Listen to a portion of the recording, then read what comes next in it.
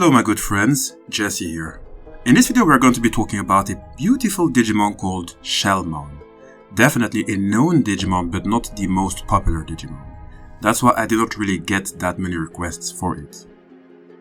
Reason why it took so long for me to actually discuss SHELLMON and in fact FRIGIMON, now that I think about it, is because for a long time since their existence they never really had a unique Digivolution line that was developed specifically for them. The link towards FRIGIMON's video, by the way, is in the description box. I highly recommend you watch it if you haven't already. FRIGIMON existed since 1997 and SHELLMON came a year later, meaning in 1998. And it's only now, with Digimon Liberator, that they finally have gotten a line of their own, meaning in the year 2024.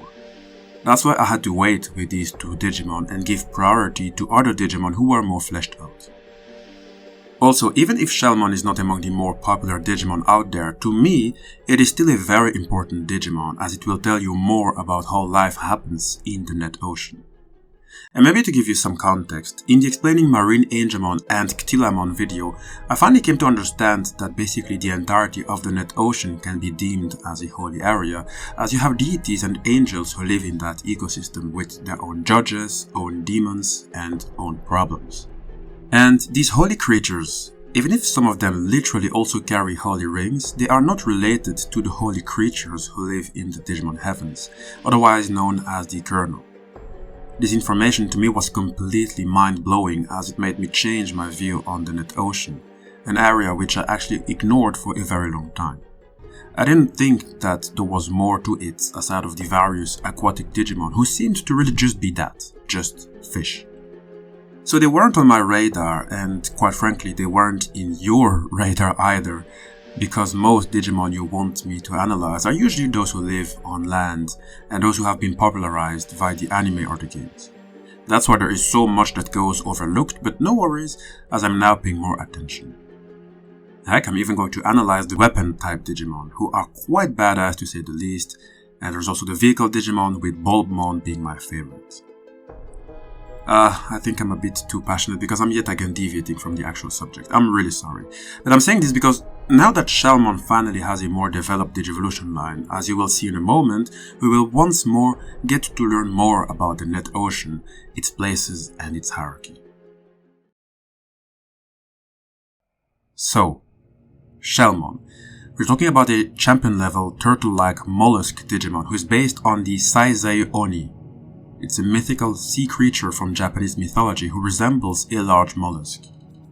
The Saizai Oni is depicted as a type of demon or ogre with the body of a giant sea snail featuring a large spiral shell. Often described as malevolent, the Saizai Oni is known to be dangerous and capable of devouring humans or causing harm. Interestingly, the Saizai Oni is sometimes used as a cautionary figure in tales, warning against venturing too close to the ocean or engaging in reckless behavior around the sea. And in many ways, SHELLMON really is the Saizai Oni as it also has low intelligence and a belligerent personality. That's why one has to be very careful when coming across this Digimon as it tends to get aggressive. Now, we're going to get back to SHELLMON. I first would have to take you back for a moment as it does have, to my surprise, two rookie Digimon who can digivolve into it. First, there is SYAKOMON, a crustacean Digimon. SYAKOMON is concealed in a sturdy shell shaped like a clam. This shell developed so rapidly that it made its inside look like an in-training slime. And this shell that develops so quickly is a theme that comes back with SHELLMON, but I'll remind you once we get back to it. SYAKOMON is a cunning Digimon as it entices foes with its cute face and ends up attacking them when they get close. It will then start shooting the mineral jadeite, which was formed inside its body, at enemies, or it can attack with a bursting stream of water. Should the enemy still manage to get closer to its person, then SYAKOMON will close its shell, a shell that has enough defensive strength to easily repel light attacks. So this is one of SHELLMON's rookie forms. The other rookie is called SANGOMON, a mollusk Digimon, just like SHELLMON, who lives in the shallows of the net ocean, who lives in the low seas where the depth of the water is low. Though that is something that will end up changing once we get deeper into its Digivolution line, as those in the line will either start traveling across the net ocean and others will go very deep inside the net ocean. Anyway, SANGOMON is a bit of a social creature as it often mingles with other species due to its gentle disposition and cheerfulness. For example, it uses the backs of SHELLMON as a resting spot, and Crabmon have been witnessed trimming the coral protruding from its head. Whenever it feels threatened, it will either release high-pressure water from the ends of its arms, or it will spread poisonous lacrimatory mist from its coral when attacked by intruders. For information, lacrimatory is tear gas. I've been a victim of that gas at least 5 times in my life, and it's really not a joke. In fact, let me even show you a clip of when I received it.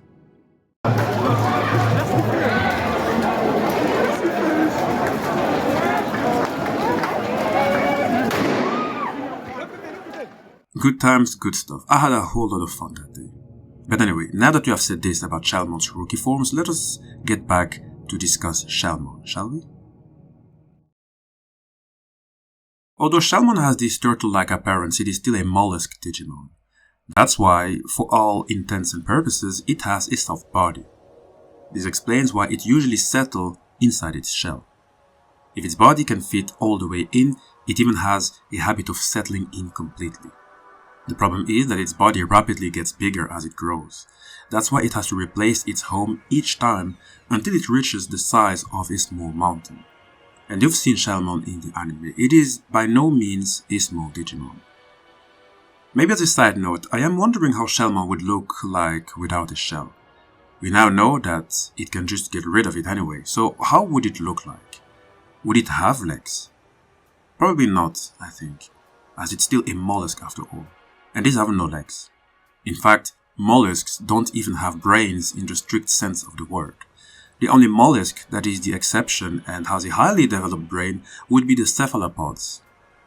And in the Digimon universe, that means we would be talking about Gesumon, said to be highly intelligent. The Digimon developers really do know what they are doing, my compliments. And speaking of Gesumon, who was nicknamed the White Demon of the Depth, this is another sign for me to really understand that the story of angels and demons in heaven is also happening in the net ocean. Heck, Gesumon's ultimate level is called MarineDevimon, so that's saying a lot. The more we are going to be digging, the more we're going to be learning about the stories that are happening in the net ocean, and I'm pretty sure it's going to be really interesting. I like that SHELLMON really is like its 2 rookie forms. SYAKOMON has this shell that it uses for defense and more, and the same is happening with SHELLMON. And SANGOMON is known to be a social creature, heck, it uses the backs of SHELLMON as a resting place. And SHELLMON is almost also a social creature. I say almost because it has actually but one companion, which is MORISHELLMON. And this one is very interesting. Remember how I told you that once you progress in the Digivolution line of SHELLMON, you'll see that they tend to travel further either in the depth of the net ocean or across the sea, or in the case of MORISHELLMON, it traveled to live in swamplands deep in the forests. In many ways, those MORISHELLMON remind me of Mod FRIGIMON, who, instead of being made of snow and ice data, it is now made of mud and rock. The big difference though is that Mod FRIGIMON was born from a mutation, whereas MORISHELLMON is more likely to have traveled to a different ecosystem and adapted entirely to it. In fact, it adapted so well that the color of its body changed. Well, there are quite a few mollusk animals who change colors based on their environment, so it's only natural that the SHELLMON can do the same. Although MORISHELLMON usually stays inside its hard shell just like SHELLMON, it also has an aggressive personality. And because of its large body and strength, it is unwise to approach its territory and make it angry. You'll see it coming at you by charging with its shell. It will spew a dense fog from its mouth that displays illusions. It can also camouflage as part of the forest, making it harder for some to defend themselves, so enough to be worried about. I always loved to see how Digimon change depending on their environment. Some would end up even getting their own Digivolution line. Too bad this wasn't the case for MORISHELLMON. While it is a recognized Digimon, it is still one who didn't officially get another Digivolution. However, I will say the following interesting thing about MORISHELLMON, which I'm pretty sure will poke you a little bit. So, as I told you, it lives in the swamplands, right? Just like how the net ocean deserves more attention, I will tell you that the swamplands, which are typically linked to woodlands and forests, are also just as interesting and also just as underrated. There is also lots that is happening in those respective areas. And I noticed that the Digimon franchise always had its fair share of swamps. Take the Gecko Swamp, for example, in the first Digimon World game.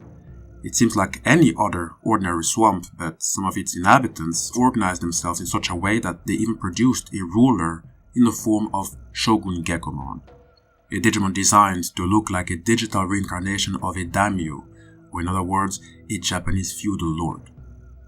My favorite Digimon swamp has got to be Ancient Bone Swamp, in the game Digimon World Redigitize. It is an impressive swamp held together symbolically by giant skeleton data.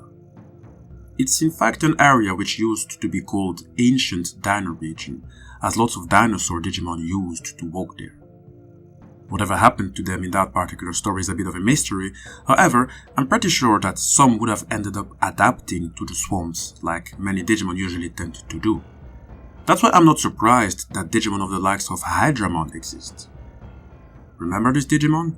We talked about it in the Explaining Hydramon and BLOOMLORDMON Digivolution line video. Definitely one of my favorite dragons in the Digimon franchise. It's a vegetation dragon that does not spit traditional fire, however it can randomly fire beams, and became one of the most poisonous Digimon in the franchise. And for reasons unknown, I've always been a fan of poison, hence why Hydramon is among my favorite Digimon. So again, there's an entire story in the swampland and the forests, which I really believe is going overlooked. Did you even know that the forests in the Digimon franchise have their own gods, just like in the net ocean? If not, well, have you ever heard of the Digimon Cernumon? This holy beast can offer songs in prayer to familiar woodland Digimon that pass away and revive them as Digi-eggs. This is absolutely crazy and phenomenal because dead Digimon should normally go into the dark area and await judgment to see if they are going to be reincarnated into Digi-eggs or not. And Cernumon is having none of that as it is doing its own thing. So, MORISHELLMON definitely is part of an ecosystem that is likely to have its own hierarchy, its own god, and potentially its own big stories. But we will discuss all of that in due time. For now, let us get back to SHELLMON. We're going to be talking about SHELLMON's ultimate level Digivolution. It has two I'd like to talk about. For the first, I will have to give you some context because after doing this research, I realized that the Digimon developers have been very smart in how they mixed the cultural and mythological history behind SHELLMON. Here's the context. So, as I have previously said, SHELLMON is based on the Saizai Oni. However, this creature didn't always have this form. Depending on the story, the Saizai Oni was once a human, often depicted as a beautiful and innocent person. And according to the legend, she either drowned at sea or was involved in a tragic maritime event. Her death, however, caused her spirit to transform into a Saizai Oni. After her transformation, she is said to haunt the waters, luring fishermen and travelers to their death, either by dragging them underwater or by causing shipwrecks. Do you want to know what type of women in folklore are doing exactly the same, meaning luring sailors or fishermen to their death? Well, I'm talking about mermaids, an aquatic creature with the head and upper body of a female human and the tail of a fish.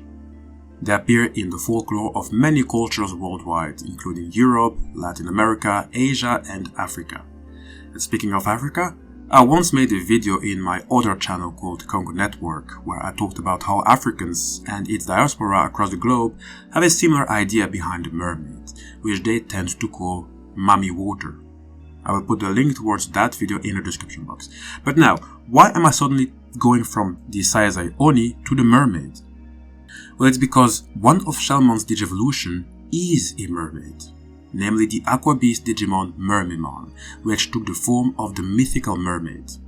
I hope I connected the dots well, didn't I? It is a mermaid but also a pirate, so it combines the traits of both, and in fact has the characteristics of both. We're going to get to those in a moment. Interestingly, MERMAIMON is based in seas found in cold regions, meaning that we can assume a SHELLMON ended up traveling across the digital world. I warned you at the beginning of the video that SHELLMON's line is one that ends up traveling, adapting and changing according to its environment. Now, it became this mermaid Digimon that is good at singing, which is actually unusual for a Digimon, and it does so with a very beautiful timbre, charming those who listen to it. However, as a pirate, it is also greedy and extremely fond of treasure. That's why it uses its talents to charm those who listen to it and attracts them for their treasure and will end up looting them. For that reason, it is rumored that MERMAIMON has hidden a vast amount of treasure somewhere in the net ocean. But the thing is that it loses interest in the treasure it has looted once it falls into its possession and discards it. In other words, MERMAIMON might be your typical example of loving the chase but unhappy once you get what you fought for. Now, that was it for MERMAIMON. I don't really want to continue because as far as I can tell, it doesn't really have a proper Digivolution to give it a mega level form. Sure, it is said that it can digivolve into MarineAngemon, but to me personally, it's a bit of a stretch. I can see the following though. MERMAIMON isn't the only mermaid Digimon in existence. There's a Digimon called Ancient MERMAIMON, who is just like MERMAIMON. However, we're talking about one of the 10 legendary warriors that saved the ancient digital world. If I have to play a little bit with the timeline of the net ocean and I'll take into account the various universes that are in Digimon, let me say the following. I believe that Ancient MERMAIMON was the first guardian goddess of the net ocean, which is said to be the birthplace of Digimon. However, it ruled over it during the period that is now known as the Ancient Digital World. But then, the Ancient Digital World collapsed and was destroyed entirely, at least in many of the universes we have talked about. The proof of that collapse is Ukkomon, who is an ancient phantom Digimon whose activity records remain in the ancient digital world. It is the only Digimon to have survived that period in the timeline. And you know what? I have to give my compliments to the Digimon developers again because they really work with a lot of details, again many of which tend to go overlooked. I say that because Ukkomon, who technically is the first Digimon born in modern times, has the appearance of a marine creature. In fact, it even looks a little bit like MarineAngemon. Its body is based on the Cleone limacinae, what is also known as a sea angel found from the surface to greater than 500 meter depth or 1.600 feet. And it isn't a coincidence that Ukkomon resemble a marine creature, it's because the net ocean is seen as the birthplace of Digimon. So obviously the first Digimon that is born will look like an aquatic creature. It's because the net ocean is the birthplace of Digimon. You know what? It even makes sense that Ukkomon's name is in reference of the most significant god in Finnish mythology, namely Ukko, the god of the sky, weather, harvest and thunder. You know, it's a very rare occurrence that a rookie level Digimon get the name of a god, let alone the most important god in a particular religion. But it makes sense as Ukkomon is the first Digimon to exist after the collapse of the digital world. That alone is giving the small Digimon a position of authority. Heck, in Marvel you have the same story but with Galactus. He survived the timeline which happened before the Big Bang and is now considered a sort of god that is beyond reproach and beyond anyone's opinion. And with the collapse of the ancient digital world, there has been a sort of reset. Technically, Ancient MERMAIMON couldn't or shouldn't exist anymore, but for the new era, in the modern era, we have MERMAIMON instead. I am so happy to do all of this, oh my god. There is so much history in Digimon, and I told you that I was going to give more attention to the net ocean. I knew we were going to be learning a lot, I just didn't think that much, wow. Let us get to the other line of SHELLMON, shall we? Because there's still so much to be learned. The Digimon Liberator story has treated SHELLMON very fairly by giving it its own unique ultimate level Digivolution. A Digivolution which continued the mollusk path. I'm talking about MarineBullMon, with its name being in reference of the sea slug. This reminds me, during the original Japanese Digimon reference book profile, MarineBullMon was in fact referred to with the name Umyushimon. Umyushi is the Japanese word for sea slug, but that name has been removed. MarineBullMon has taken the same traits as SHELLMON. It has a very strong awareness of its own territory, defending it fervently from invaders, in a desire to protect the Digimon it lives with in symbiosis. And the way it protects its territory, or even defends itself, is very interesting and very different, because its anatomy is also much different than most of the Digimon I have discussed so far. For starters, its entire body is covered in a mucous veil. It's almost like its eyes were covered with it, if it even has eyes. The slimy mucus that covers its entire body drastically reduces its friction when moving. In fact, MarineBullMon's movements are extremely sluggish. However, what it does not have in speed, it does compensate in other ways. Both strikes and slicing attacks slip right off of it. That's why, with its body, it has high defense. It can also camouflage itself, a bit like MORISHELLMON, by slipping deep into the sandy seafloor with only its tentacles protruding from the device on its back still being visible, and it preys on the foes that enter its territory by dragging them into the sand. That's why creatures who spot tentacles should be wary of surprise attacks from this Digimon. It also has long-range projectiles by shooting pressurized stream of water from its mouth, and it can shoot a vicious poisonous liquid from the tube-like organs hidden in its arms. So, we're talking about an interesting Digimon with a different way of defending itself, and who is also quite territorial. However, the only type of Digimon it has often seen coexisting with are other mollusk Digimon like itself. It has been seen coexisting with SHELLMON and SANGOMON, which isn't exactly a surprise as they are part of the same Digivolution line. Now, last but definitely not least, we're going to talk about the final Digivolution of SHELLMON, which is Mollusk Digimon Ryugumon. There is a lot to say about this elegant Digimon, so I'm really going to take my time in this already long video, and I'm really sorry for it. It's just that the Digimon developers have put so much details, and if we don't talk about it, then we're really not honoring the Digimon developers and we're not doing justice to this amazing franchise, so please bear with me. Ryugumon is a very elegant Digimon with a translucent body that is constantly shimmering faint light that enchants all who see it. I became very curious about its name because it absolutely does not look at all like the other names in its Digivolution line. Most of them had names referring to an animal, but Ryugumon's name is different. So when I did my research to get to the bottom of this, I came to realize that what I'm saying about the net ocean really is true. It's really an area with a clear hierarchy when it comes to the Digimon who reside in. An impressive amount of Digimon who live underwater have their names referring to some god to an extent. You see, the name Ryugumon can mean two things. Firstly, it is referring to the dragon god Ryujin, who is the tutelary deity of the sea in Japanese mythology. In many versions, he had the ability to transform into a human. It is said that he has knowledge of medicine, and many consider him as the bringer of rain and thunder. Secondly, Ryugumon's name might also be a reference to the Ryugu-jo, or the Dragon Palace. The Ryugu-jo is described as a legendary underwater palace, an ethereal palace resting deep beneath the ocean, glowing with an otherworldly radiance. Its architecture is often depicted as a grand fortress of coral, adorned with pearls and shimmering gemstones that reflect the ever-shifting hues of the sea.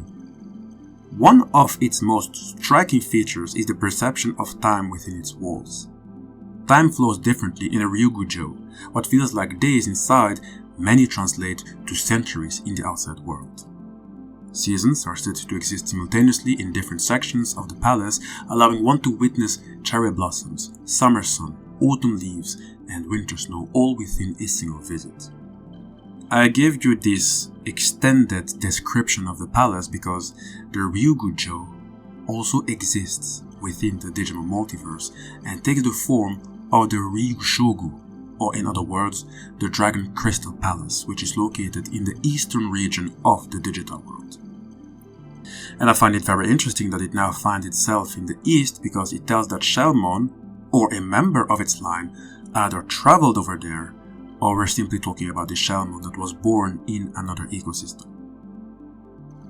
Ryugumon is not just a resident of the Dragon Crystal Palace, it is also the palace's master and guardian.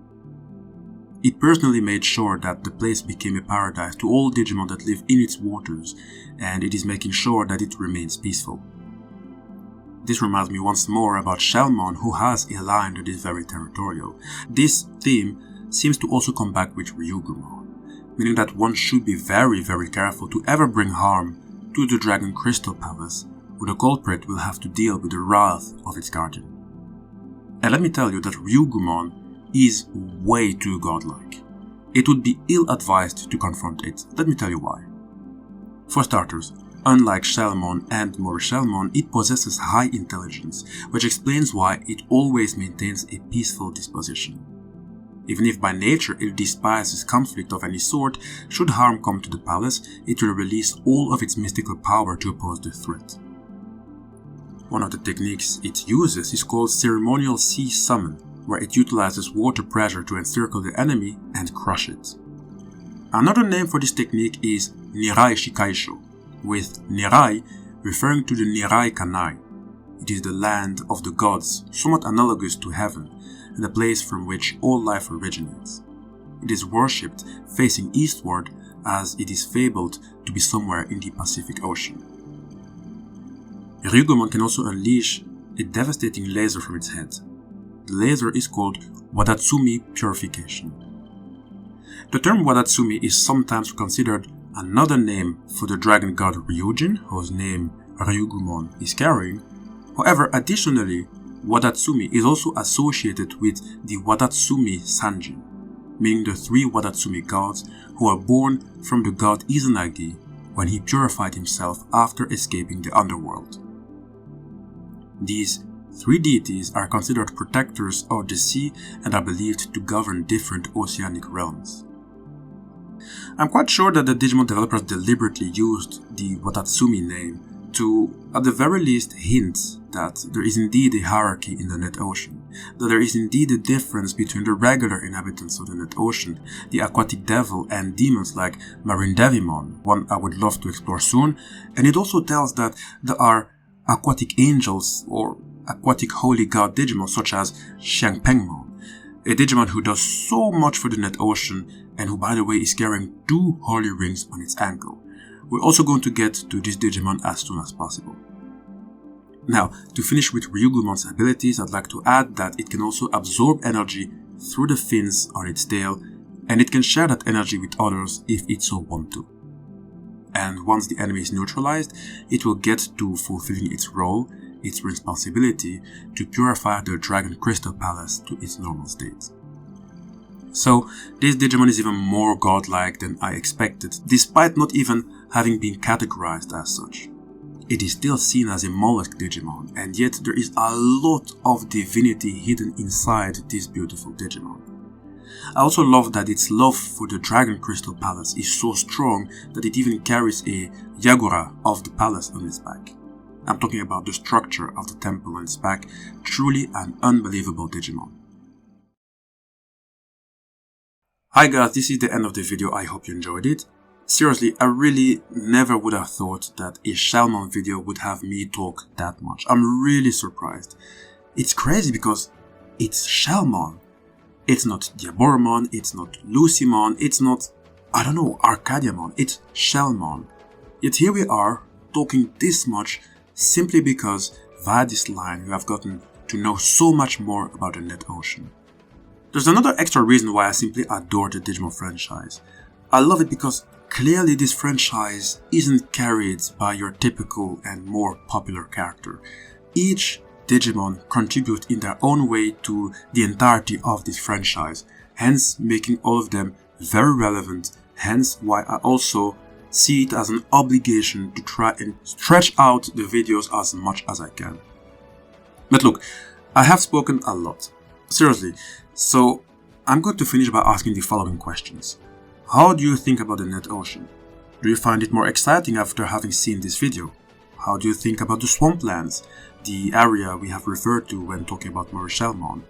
Are you curious to see what holy beast and god Digimon reside over there? Do you want to see a similar analysis the way I'm doing here for the Net Ocean?